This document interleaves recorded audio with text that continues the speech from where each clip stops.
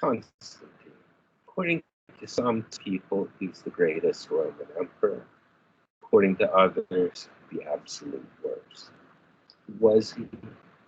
Well, to begin, we need to talk for a moment about his father. His father, Constantius Chlorus, had been one of the junior emperors under Diocletian. He had been the one in charge of the farthest western area. He was elevated when Diocletian retired to being the senior emperor in the west. Now, Constantius Chlorus was from the area that's called at the time Dardania, in what's now Serbia. He had had a mistress, girlfriend, whatever you want to call her, consort, Helena. Helena seems to have been a Christian, even if she never converted her partner or married him for that matter. Constantius and Helena had a son in Constantine, who was born in the city of Naissus, modern-day Nish, in 272 in what's now Serbia. The two of them had a falling out when their son, Constantine, was 17 years old. And Constantius would go on to be married and had 6 more children from his legal second wife. Constantine, though, grew up very much at his father's side. When Constantius went to restore order, the farthest western portions of the empire, Gaul and Britain, that is modern France and England, Constantine went with him.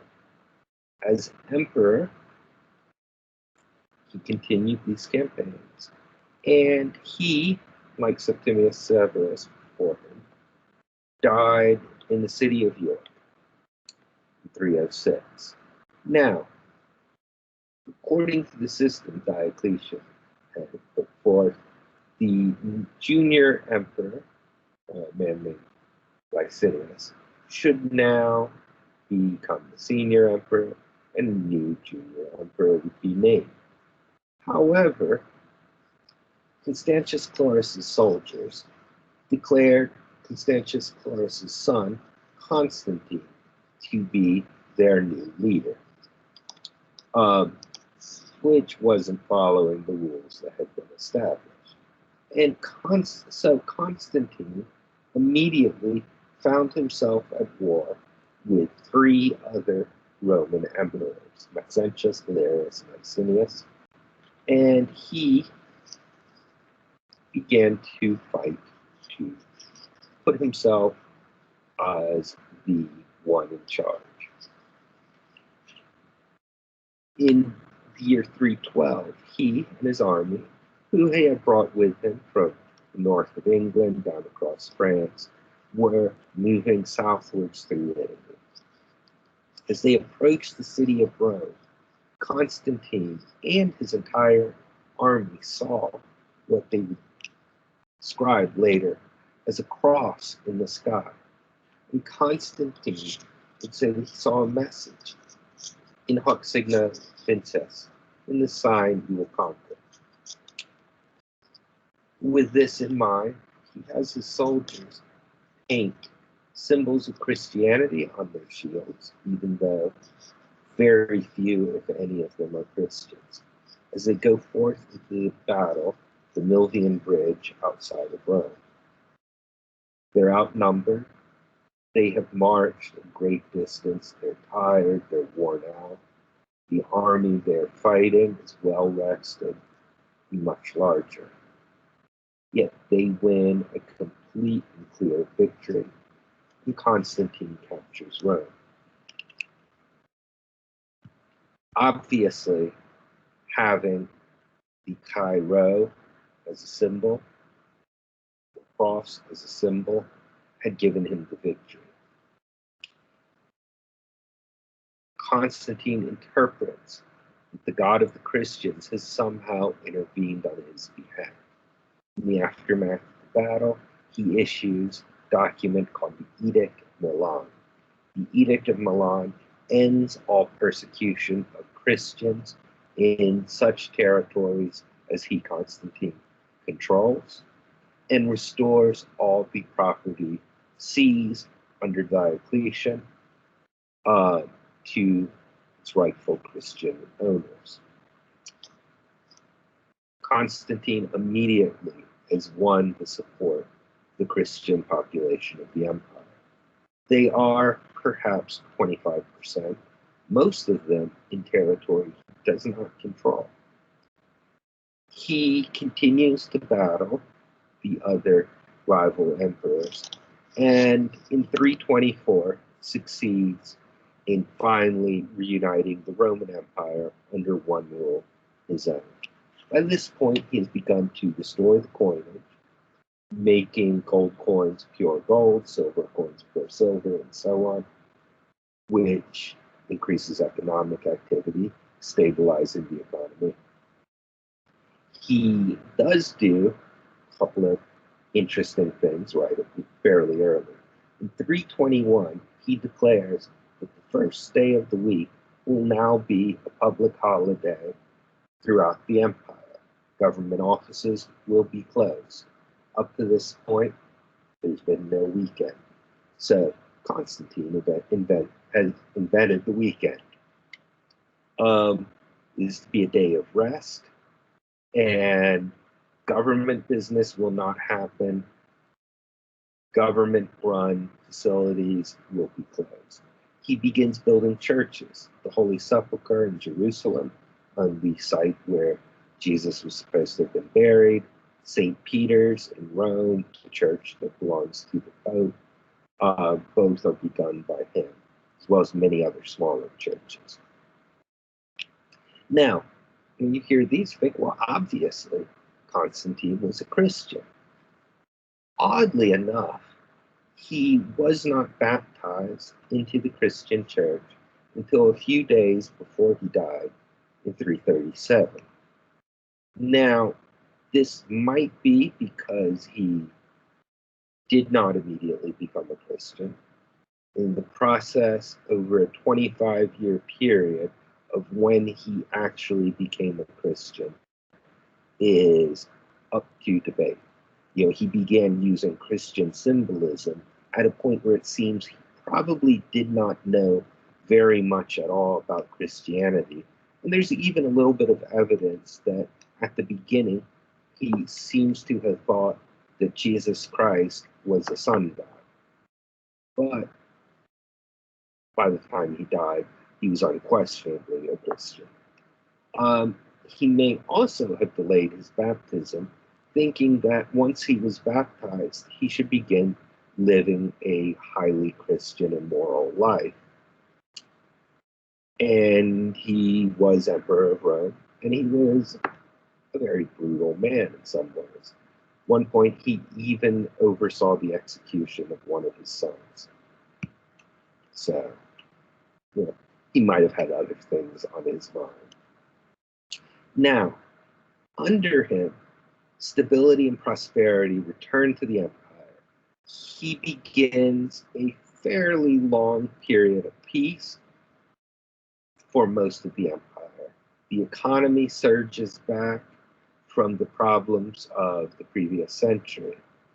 And in some areas, like North Africa and Britain, it's actually better than it has ever been.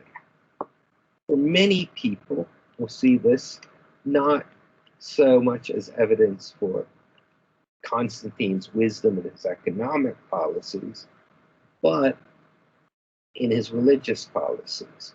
That Constantine, by worshiping the God of the Christians, is doing the correct thing. The God of the Christians is blessing the empire and allowing it to become prosperous. The old gods were not, because they were false. Many people see this and become Christians. Others, also for very practical reasons, will see that if you are a Christian, your chances of promotion government jobs, in the army, things like that, become much greater. So there's a really strong incentive to become a Christian. And of course, many people were no doubt genuinely converted to the new religion. Within a century from time of Constantine, overwhelmingly, almost all of the Roman Empire was 80 or 90 or higher percent Christian. He has created a Christian world. The new form of Christianity will be centered in the cities. Before Constantine, it had been concentrated in the cities of the Eastern Mediterranean. By the time of his death, most major cities in the empire have at least one church. Within a few decades longer, even small towns do. Only slowly do people in the countryside begin to be brought into the Christian church. In fact, the word pagan, which usually means someone who worships multiple gods or the pre-Christian gods, comes into use. It had meant in earlier times someone who lived in the country. Because Christianity was originally the religion of city people and country people worshiped the old gods, became the religion of the country folks. It's kind of similar to calling somebody, yes, a redneck or, real country. But, yeah, just interesting little shift.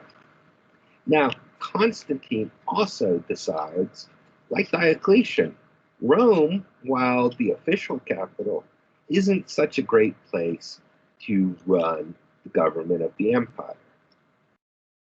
And he comes up with an idea for a new capital at a place called Byzantium, a Greek city that is at the point where Europe and Asia come closest along the sea route between the Black Sea and the Mediterranean. The city has a wonderful harbor and will become one of the greatest cities in the world. Constantine renames it from Byzantium to Nova Roma Constantinopolitana, or as it will be known, Constantinople. Constantinople will be an explicitly Christian city from the beginning. Constantine has some of the major relics of the Christian faith brought here. The true cross on which Jesus was said to have been crucified, the rod which Moses used to separate the waters of the Red Sea, the crown of thorns that Jesus wore on the cross, many other things like that will be gathered into this city, making it extremely Christian. It will have a Senate house. It will have a circus for horse racing. Gladiatorial games are beginning to go out of style. There will be palaces. There will be large churches. It will be a magnificently huge city. It's a monument Constantine puts up to the refoundation of the new city. It's still standing, obviously. He also brings treasures from all over the empire. Many of them are taken out of temples to the old gods because who cares? Some of them come from Egypt, like this obelisk. You can still see the hieroglyphics on it. It stood in the center of the main racetrack in the city. The Bishop of Constantinople is now elevated to being one of the senior bishops of the Christian church. He will be called the Patriarch of Constantinople, and he is still the head of the Greek Orthodox Church to this day. Now, making Christianity legal will mean that Christians can start using the courts. It also means that the question of what is the correct church becomes a matter for the government. In Africa, Carthage, a question arises when persecution ends. The Bishop of Carthage had, to save himself, denounced Christianity and had been spared from execution. After the persecution ends, he will say, I lied, I did this to save myself.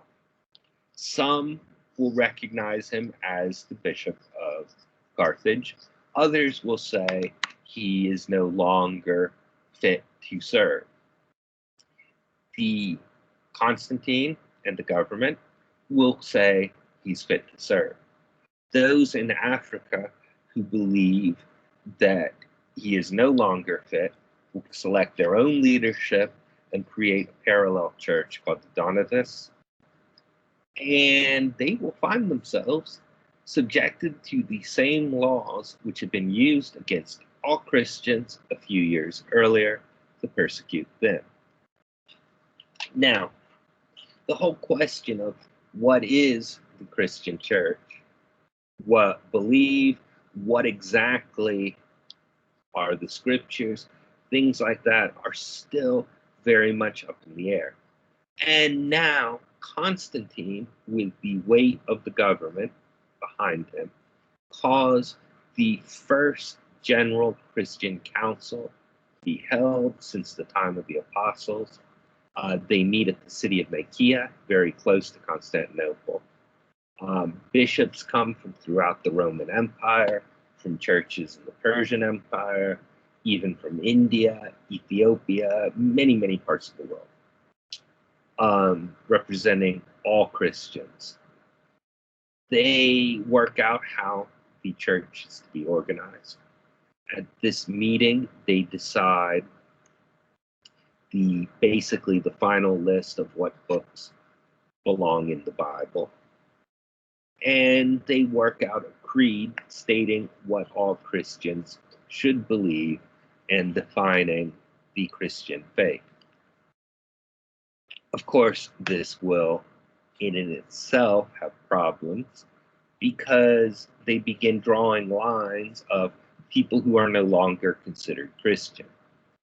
Those groups, the Gnostics, who believe that Jesus was purely a spiritual being, are now going to become illegal and will begin to be suppressed. More abstract, perhaps, is the first major division within the church that now emerges between two men, both of whom have come from Alexandria in Egypt. Athanasius, who's an Egyptian, and Arius, who is a Moor. Arius preaches that if you go by the words in the Bible, God the Son is not equal to God the Father, but is a lesser being. Athanasius claims that they are the same, fully equal. Athanasius will win. Arius' belief will lead to the foundation of a separate church, the Arian Church, which will exist for several hundred years going forward. These are just a taste of the conflicts that will now arise as we enter the period of the Christian Roman Empire.